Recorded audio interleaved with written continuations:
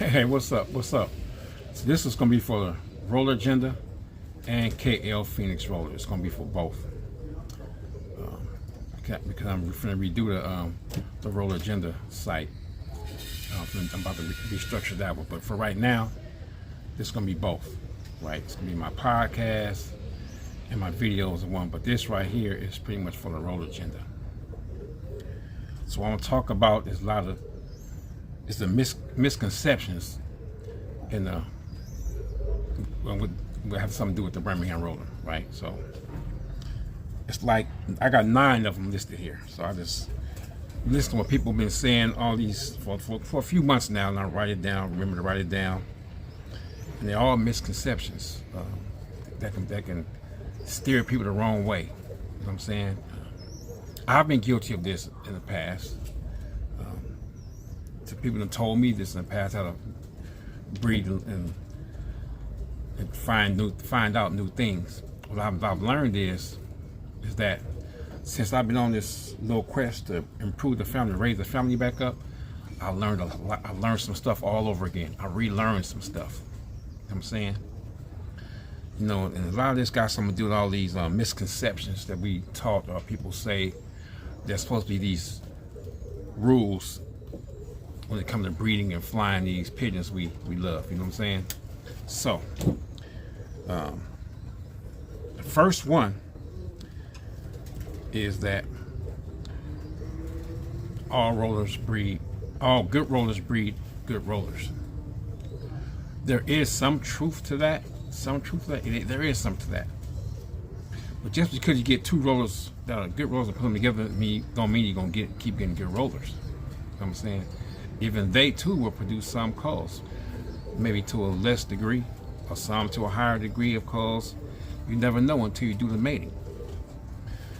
So, and that go hand in hand saying you must fly everything out and pick everything out the air. I mean, it helps, you know what I'm saying, but it's not 100% still. It's not gonna be 100%. Guys tell you these rules that, oh, you gotta pick them out the air. I know some guys that pick birds out the air from for hundreds of people. Not hundreds of people, but several people to get hundreds of birds. And can never fly a kit worth anything. I mean, there's some good individuals here and there, but overall, getting back, I can think nothing make you say, ooh, I gotta have some of that blood. I gotta have some of that blood. There is no blood, no bloodline. So that's number one. All good rollers do not produce good rollers. Simple as that. So, number 2, people think that type, because your bird is built right, got the right type, it's gonna spin right.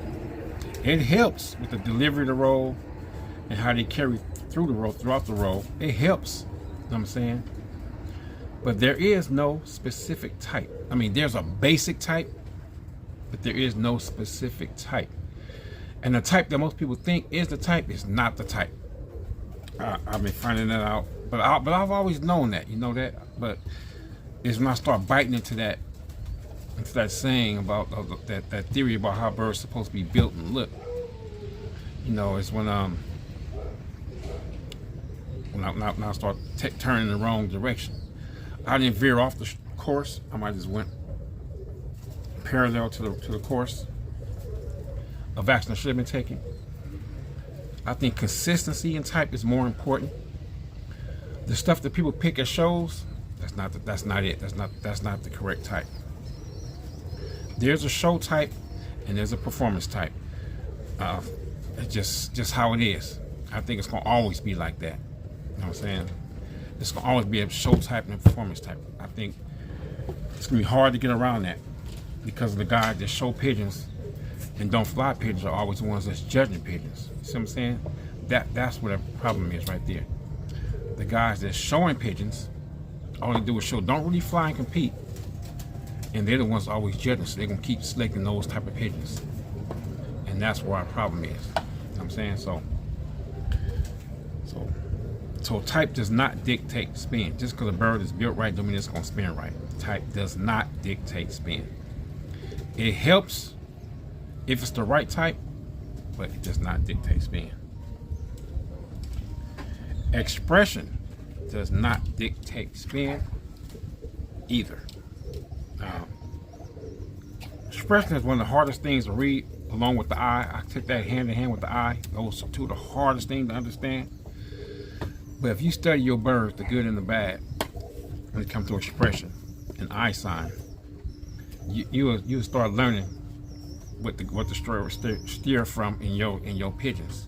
Maybe not everybody's pigeons, but in your pigeons. And right now we're talking about your pigeons. I'm talking about my pigeons and so on.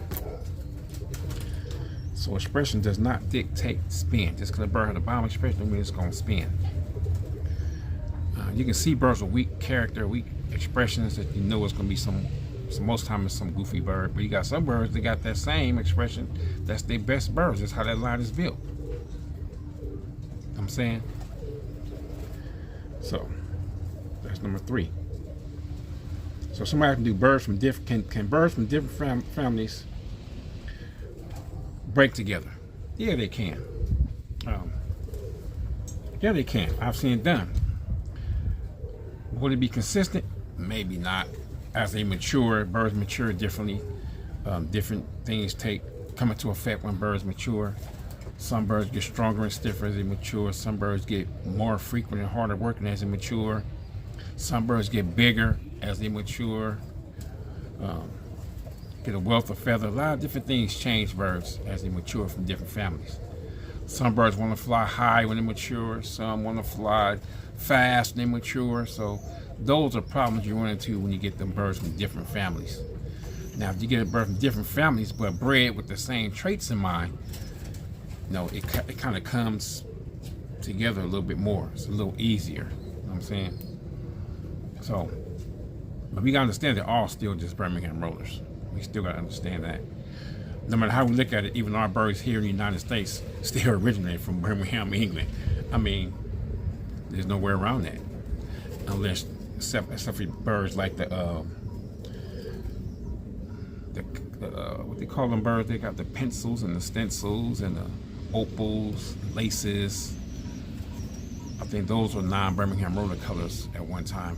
Somebody put it in there and they did a good job with some of them, but that came about. That's how that came about. And you got to understand that too. So they can, but when they're related, they're built on the same genetic, with the same genes in line or in mind when they're doing it. So those traits are there. So it's easy to get them to come together. They pretty much react on the same impulses. They want to fly the same. They want to eat the same. Metabolism be about the same. But all that's work. Work and selection. Select, breed, fly. Select again. I mean, that's what that is, right? But it can work. So your answer is yes, it can work. I've had 3 families at one time with smoke birds, the LJ7 birds I call them, and the red hen / white heat birds at one time. And I got them to work together because I select them all for the same reason, the same way, same trait, so it worked. But that was then. That's not now. A bird have to be big to have muscle. That's not true. And all big birds don't have muscle, just a big bird. How you know if a bird got muscle? The 2 muscles that mean the most are the breast muscle and the back muscle. They go hand in hand. But they do not have to have a buff back or super dense breast. They don't have to have that. They still need flexibility. All the bird's muscles got to do is be adequate to propel its body over and over and over. That's all the muscle we really need to do. It's just to do that, to fly and propel its body over and over and over with some good speed. It's just that simple. That's all they really need. No need be what's the Hulk dude named Lou Ferrigno? Like the Hulk, don't need to be like that. Or Arnold Schwarzenegger, they don't need to be like that to have speed. A bird don't have to have a big buff back to have good velocity either. Be adequate, dynamic in its frame. Everything got to be fit, for the frame, and that's it. And I used to think the bird had to have a strong back. I've had some birds that have strong backs that were really good spinners, and some had strong backs that were good spinners that would roll once a week. The flexibility wasn't there. You know what I'm saying? So we got to pay attention to all that. It's not just the back, it's the breast, it's the kill pitch, length, in relation to the body length. I mean, all that play a part in performance. But if you just want to just get down to bare facts, I will go performance first. Since I got an idea what a good Birmingham will look like, I will stay within those close to that parameter, play close what I consider too big or too long. I will stay within those parameters. You know what I'm saying? So, unless I'm bringing a bird in from a straight total outside source, I need the best of that family. So, that's what I'm going to try to get and bring it in. Yeah, but birds don't have to have big buff backs to spin. Small birds can have muscle, or it needs muscles adequate for their body to propel their body. That's it. Does color dictate rolling traits? No. Heck no. There was one time I used to think that. Well, I never did think that. But I get taught that birds you have to have recessive reds to make birds spin frequent. All blue checks were stiff. We know that's not true now, don't we? So all these theories and these misconceptions been getting holes punched all in them lately. You know what I'm saying? Bald-head birds don't have no spin. Bull-eyed birds don't roll fast. Bull-eyed birds will roll down. All these misconceptions dudes say, because most time they say that stuff because that's what their birds are. If they got a lot of bull-eyed birds, they're gonna promote them bull-eyed birds, and they're gonna say that that's the best thing, and they're gonna give you some trumped up reasons why that is, which don't be true, or they're gonna shoot down some bull-eyed birds because they don't have none, or they don't like them. You know what I'm saying? And say they're no good, and we all know that's not true. And eyes don't make birds roll. They just don't. I mean, there are eyes you can read and see it could be a hot pigeon or a dangerous pigeon. But as far as eye color being the best birds, I used to think back in the day that some birds flew high because they was pearl-eyed. The reason why I say because take all the flying breeds that's just known for flying high and long. What color are their eyes? Almost all of them are pearl, right? So I just think I just put that together for some reason, but it wasn't true because I had my birds. A lot of pearl-eyed. Smoke was a pearl-eyed bird, and her mate, and her sons and daughters, and they wouldn't fly high at all. Anybody who know me from back in the day, my birds never flew high. So that theory is gone. That was just a myth, misconception. You know what I'm saying? So. And if we pay attention to the birds that's winning now, a lot of them birds are pearl-eyed. Look, I looked at some of one of Brian videos. And I don't know if all of them was pearl-eyed, but all of them was I can see clearly were pearl-eyed. I got some birds from Dave Henderson, the South African birds, and every single bird I got from was pearl-eyed. I got some birds from dark pearl-eyed. I mean, damn, they look like they bull, but they still pearl-eyed. You know what I'm saying? So when I breed these birds, and there's no difference, and they don't want to go high. So that's another theory punched through, another misconception theory that was not true. So, and we got and the self birds being stiff. I mean, my parents and birds before us, a guy seen these birds and said, "Oh, those birds are gonna be stiff because they blue checks." I said, there's no way these birds can be stiff. It's not even possible. He said, why? I said, because neither one of these birds are stiff. These are hard-working blue checks. So I bred the birds, flew them, and this specific person saw the birds in the air, didn't know what they were, blue checks. He said, so how you make those blue checks? And I said, they're off the bird you said we're going to be stiff. That pair threw those blue checks. And he said, wow. So the traits you put in your birds are pretty much what you're going to get out of them, what you want to try to get out of them. And you keep stacking those traits on top of each other, copy after copy, it'll happen.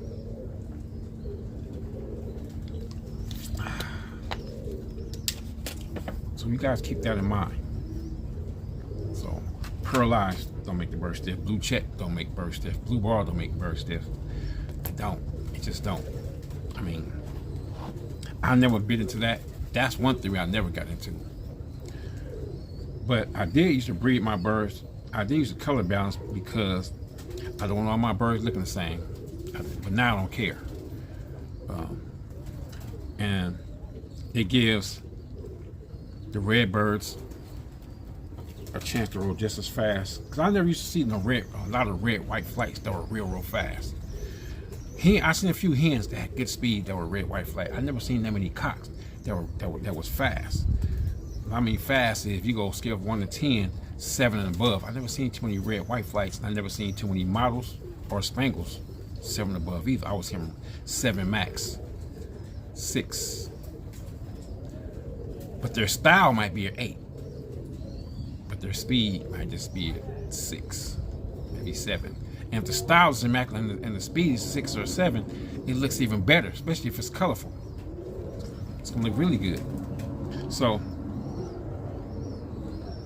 they don't have to, like I said, they don't have to be red. They don't have to be black, model, like none of that to be a good roller. I mean, but I've never seen till this day. I see some pepperheads that can blaze. The models and stuff. I see some good rolling ones, but not no super spinners. You know what I'm saying? I've seen a few red selfs that were really good. Quite a few. Hens and cocks that can pretty much get it. Blacks.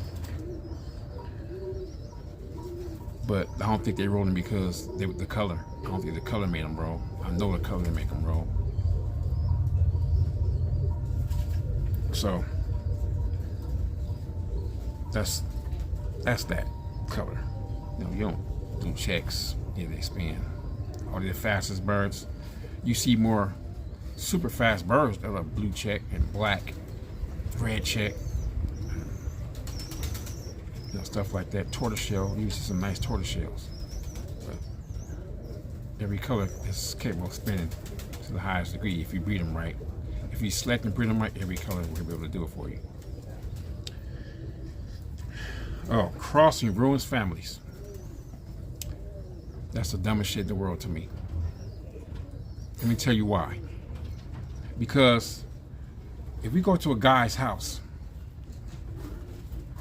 and we all get 3 pair, all pick them out the air, right? 15 years later, my birds are deeper and faster.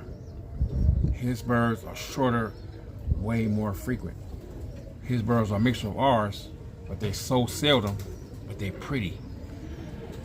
If you go to all the guys' houses, all the houses, and everybody did something a little different. A little different. Well, I use this hen to do this. I brought in this to do this. Or I brought these in for this, and I brought these in for that.